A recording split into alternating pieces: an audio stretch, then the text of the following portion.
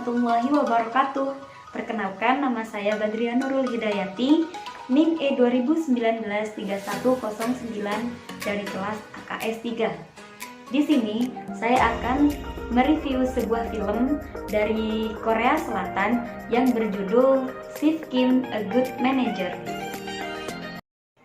Nah, berbeda dengan drama-drama Korea pada umumnya, drama Korea kali ini mengangkat tema seputar kehidupan perkantoran di sebuah perusahaan dengan alur cerita yang sangat menarik. Penasaran dengan ceritanya? Mari kita lanjut. Oke, selanjutnya secara garis besar film ini menceritakan tentang seorang akuntan yang profesional dalam bidangnya, namun dia juga merupakan seorang koruptor yang handal. Pemeran utama dari film ini bernama Kim So-ryong atau yang biasa dikenal sebagai Sif Kim. Kim So-ryong atau yang disebut Sif Kim bekerja dengan gangster di Gutsun, yang mana tujuan dia bekerja sama dengan gangster adalah untuk mengambil keuntungan sebanyak-banyaknya. Banyak sekali kecurangan-kecurangan yang diperan utamakan oleh Sif Kim ini. Salah satunya yaitu Sif Kim sangat pandai memanipulasi laporan keuangan dari sebuah perusahaan. Selanjutnya, seiring berjalannya waktu, para gangster-gangster Gotsun ini menyadari bahwasanya laporan keuangannya ini dimanipulasi nih oleh Pak Kim. Nah, sejak saat itu para gangster-gangster Gotsun tidak mempercayai lagi seorang Sif Kim ini sebagai akuntan yang mahir. Sejak saat itu para gangster-gangster Gotsun mem-PHK Sif Kim.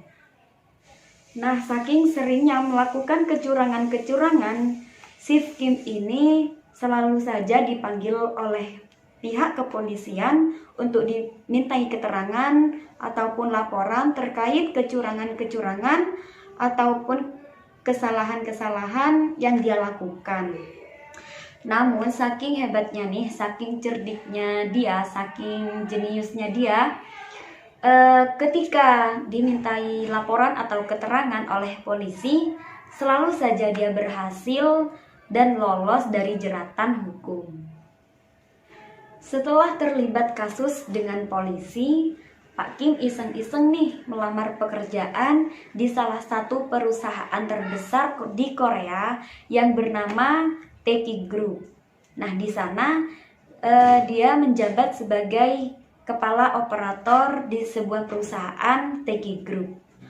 Wah, keren ya, baru saja terlibat kasus dengan polisi, tidak disangka-sangka ternyata keterima di salah satu perusahaan terbesar di Korea dan langsung menjabat sebagai kepala operator. Oke, lanjut.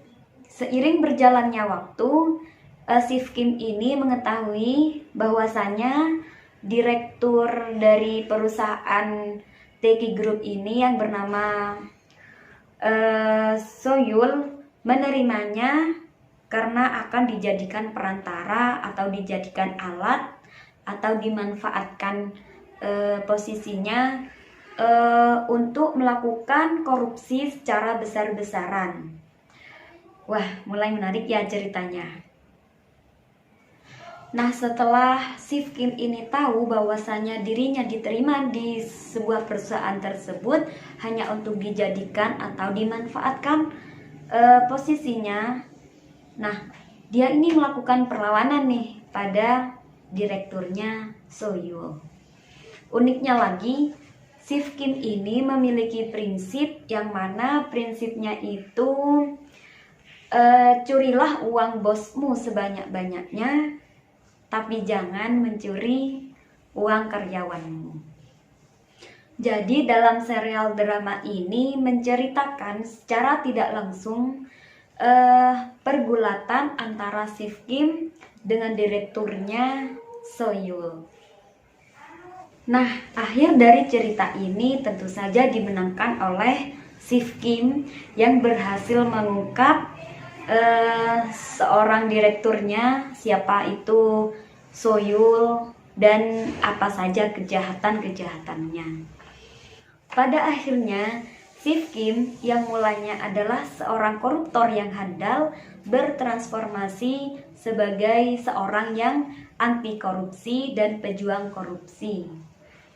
Sehingga dia ingin sekali atau bercita-cita pindah ke negara Denmark, yang mana menurutnya negara Denmark tersebut merupakan negara yang minim sekali korupsi. Oke, lanjut. Pada serial drama ini terdapat kelemahan-kelemahan yang mana diantaranya yaitu tidak adanya integritas dalam perusahaan tersebut. Seperti perusahaan tidak mempunyai integritas, bagaimana manajemen accountingnya, bagaimana seorang direkturnya, yang mana direktur pada perusahaan tersebut malah juga ingin memanipulasi laporan keuangannya.